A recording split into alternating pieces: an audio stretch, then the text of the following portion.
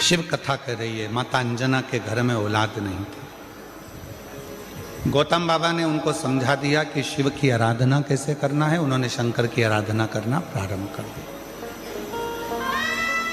कोई साधारण भक्ति माता अंजना ने नहीं करी, शिव जी से लगन लगाकर बैठ गई। शंकर भगवान से अब केवल संतान नहीं, शंकर भगवान को तो अब ये विचार कर कर बैठी है कि मेरे घर में अगर औलाद हो तो शिव ही मेरे घर में संतान के रूप में जन्म।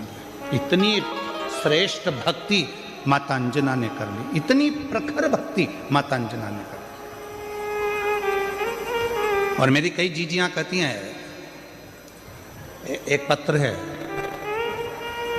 उसमें उन्होंने लिखा,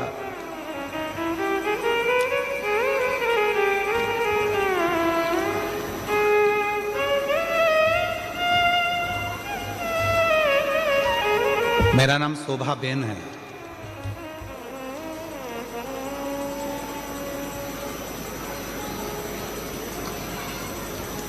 मैं सूरत से हूं।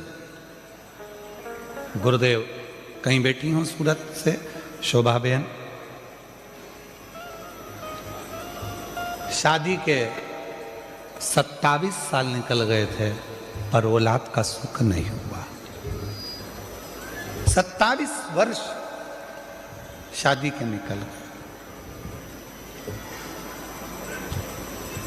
सूरत से हैं शोभा बेन, अगर कहीं बैठी हों और बच्चों को लेकर आई हों तो व्यासपीठ पर लेकर आ सकती हैं। 27 साल शादी के निकल गए, संतान का सुख नहीं हुआ।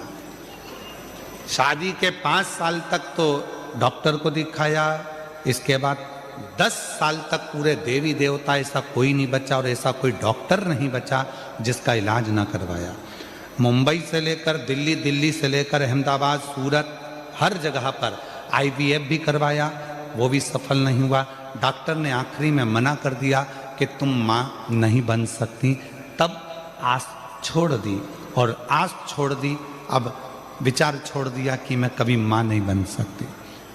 27 साल के बाद पहली बार टीवी पर कुछ सीरियल देख रही थी और चलाते चलाते चैनल पर आपकी कथा आ गई और उसको सुना तो आपने शिव भगवान के पशुपतिनाथ व्रत और सफेद आंकड़े की जड़ का प्रयोग बताया, जो करा। फिर आपके मुंह से सुना कि पंडाल में बैठकर जो मांगा जाता है वो मिलता है।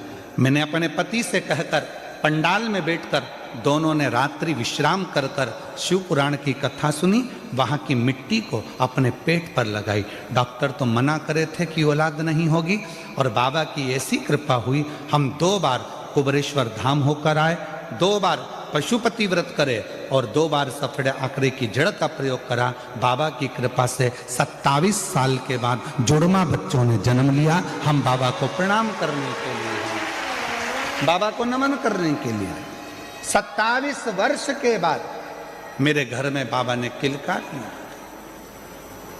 किससे कहें? कहीं बैठी हो शोभा बेन सूरत से, अगर कहीं बैठी हो तो आ सकती। किससे कहो? मेरा तू ही तो हमदर्द जिससे हर दर्द कहता हो। आप किससे कहो? ब्रह्मा जी ब्रह्मलोक में बहुत दूर हैं, भगवान विष्णु वैकुंठ में है, इंद्र लोक में बैठे हुए हैं। हम अपना दर्द किससे कहने जाएंगे? हम अपना दुखड़ा किससे कहने जाएंगे? हम अपनी तकलीफें किससे कहने जाएंगे? हम हमारा कष्ट किससे कहने के लिए जाएंगे? तो सारे देवताओं ने अपना अपना स्थान चुना। आखिरी में शंकर भगवान को बुलाया गया और शिव जी से कहा, सारे देवताओं ने अपना अपना स्थान चुन लिया है, तुम कहाँ रहना पसंद करोगे? पृथ्वी पर कोई रहना नहीं चाहता। क्यों? क्योंकि दुनिया के लोगों के दुखड़े इतने ज़्यादा हैं, रोज़ आएंगे, रोज़ दुखड़ा रोएंगे, रोज़ आएंगे, रोज़ तकलीफ कहेंगे, तो कोई देवता पृथ्वी पर नहीं रहना चाहता। आप बताओ, आप कहाँ रहना चाहते हो? शंकर भगवान ने कहा, मैं पृथ्वी पर रहने को तैयार हूं, मृत्यु लोक में रहने को तैयार हूं। तो भोले बाबा आपको सबके दुखड़े सुनना पड़ेंगे, भोले बाबा आपको सबके दुखड़े सहना पड़ेंगे, आपको सबके दुखड़े सुनकर उनके दुखड़ों को समाप्त करना पड़ेगा। शंकर भगवान ने कहा मैं पृथ्वी पर रहने को तैयार हूं और सबके दुखड़े सुनने को तैयार हूं और सबके दुखड़े समाप्त करने को तैयार हूं। मैं तैयार।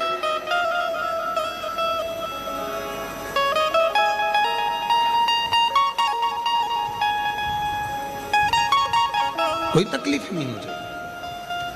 तो सारे देवताओं ने भगवान शंकर भगवान से कहा, भोले बाबा, स्कंद पुराण का ये चरित्र कथा है। सारे देवताओं ने एकाग्रित होकर भगवान शिव जी से कहा, आज हम सारे देवता वचन देते हैं कि दुनिया का व्यक्ति, मृत्यु लोक में रहने वाला यदि मनुष्य, संसार सागर में रहने वाला यदि मानव भूलवश भी शंकर भगवान की भक्ति कर लेगा तो उसका सारा दुखड़ा हम 33 कोटि देवता शिव जी के साथ मिलकर समाप्त कर दें। शिव की अविरल भक्ति का वो बल है।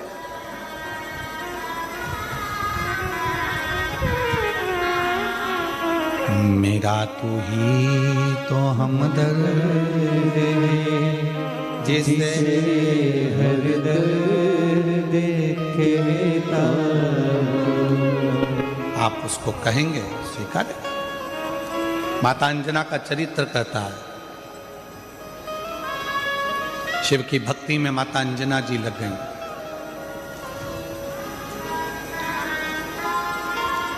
ऐसी मेरी माता अंजना ने भगवान शंकर की अविरल भक्ति करी, ऐसी भक्ति करी,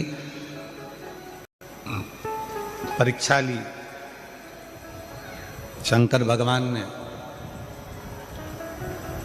पार्वती जी को भेजा, भोलेनाथ जी ने जाकर कहो अंजना को कि क्या चाहिए, क्यों इतनी कड़क भक्ति कर रही हो, किस लिए। अंजना देवी के पास में पार्वती जी पहुंची और कहा क्या चाहिए। अंजना ने कहा मुझे संतान चाहिए। संतान? हाँ, कैसी संतान?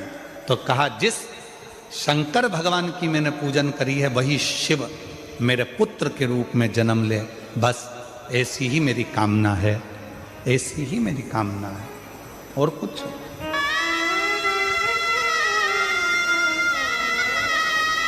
शिव मेरे घर में जन्म ले।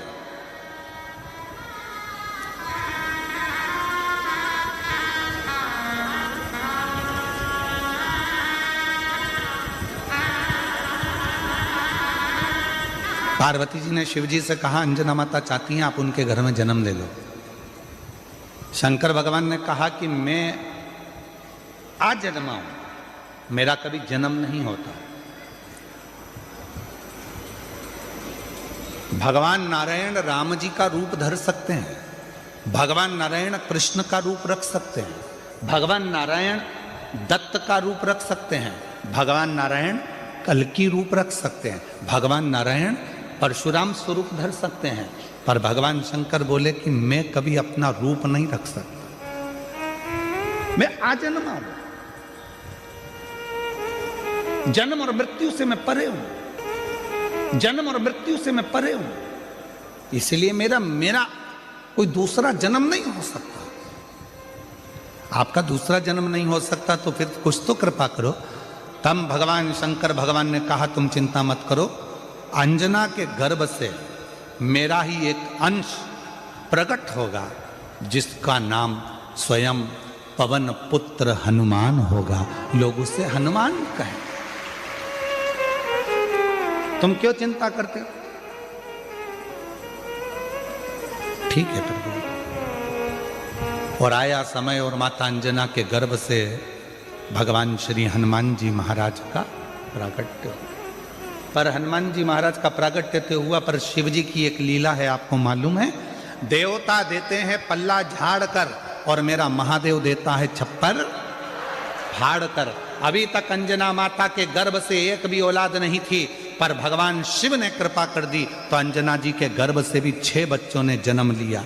आप लोग कथा में श्रवण करे हैं पूर्व में, हनुमान गतिमान रतिमान मतिमान व्रतिमान, ऐसे हनुमान जी के कई भाई हुए, कई भाई हनुमान जी के हुए। और हमने पहले भी कहा है, जिसकी फैक्ट्री ना चलती हो, बहुत दुकान ना चलती हो, तो हनुमान जी के पाँव का थोड़ा सा सिंदूर लेकर यदि उस सिंदूर को किसी भी फैक्ट्री या दुकान में हनुमान जी के छोटे भाई गतिमान के नाम से अगर एक बिंदी भी सिंदूर की रख दी जाती है तो वो दुकान और फैक्ट्री भी झड़के से चलना प्रारंभ हो जाती है। गतिमान हनुमान जी के छोटे भाई, एक हनुमान जी के छोटे भाई हैं मतिमान। जब व्यक्ति डिप्रेशन में जाता है, एकाग्र चित्त नहीं रह पाता है, पढ़ने बैठता है पर एकदम मन नहीं लग पाता है, तो मतिमान का स्मरण किया जाता है। हनुमान जी के तीसरे नंबर के भाई का मतिमान। और कहते हैं एक दुर्वा यदि मतिमान के नाम से शंकर भगवान की शिवलिंग पर चढ़ा दी जाए और उसी दुर्वा को वापिस लेकर आया जाए, अंधेरा होने से पहले, सूर्य अस्त होने के पहले, शाम के प्रदोष के पहले यदि उस दुर्वा को उस व्यक्ति को चबा चबा कर खिला दो तो डिप्रेस हो रहा है, डिप्रेशन में है, चिंता में है, टेंशन में है और उसका विवेक काम नहीं कर रहा, बुद्धि स्थिर नहीं हो पा रही है या पढ़ने में मन नहीं लग पा रहा है, तो उसको आप एक दुर्वा मतिमान हनुमान जी के तीसरे नंबर के भाई मतिमान के नाम से अगर खिला देते हैं तो उसकी बुद्धि केंद्रित होना प्रारंभ हो जाती है और वो डिप्रेस से हटना प्रारंभ हो जाता है, मन स्थिर होने लगता है। मतिमान।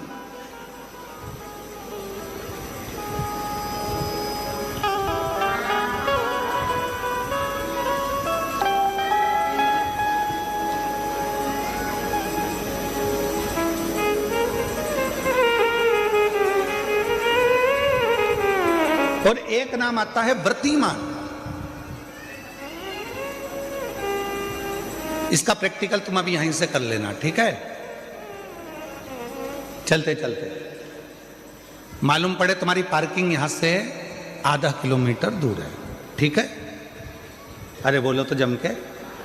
आधा किलोमीटर दूर तुम्हारी पार्किंग है और तुम्हारी उम्र लगभग बहुत हो गई, मालूम पड़े तुम थोड़े वृद्ध हो गए हो और तुम्हारा घुटना दुख रहा है, तुम्हारी कमर दुख रही है, चलते चलते बड़ी मुश्किल से तुम कथा स्थल तक पहुंचे हो। अब मन में आ रहा है कि मुझे वापस पार्किंग तक जाना है, कैसे जाऊंगी, पाँव तो दुख रहा है। तो एक काम आज चलते चलते करना कि कहीं सीवर वाला महाराज झूठ तो नहीं बोल रहा है, तो प्रैक्टिकल करके जाना। क्या करोगे, यहाँ से जाते समय आप जब जा रहे हो और आपके शरीर का कोई अंग जब दुख रहा है तो श्री शिवाय नमस्तुभ्यम कहकर श्री व्रतिमान हनुमान का स्मरण करो। किसका स्मरण करना है? जम के बोलो, व्रतिमान हनुमान। व्रतिमान हनुमान का स्मरण करके कहीं पर भी बैठकर अपने पांव की छोटी वाली जो उंगली है उसको जम के दबाना और दबाने के बाद चल देना। जिस जगह पर भी दर्द हो रहा होगा मेरा बाबा आपको मंजिल तक पहुंचाएगा, दर्द होने नहीं देगा। कल नहीं करना, प्रैक्टिकल आज ही करना। काल करे सो आज करे।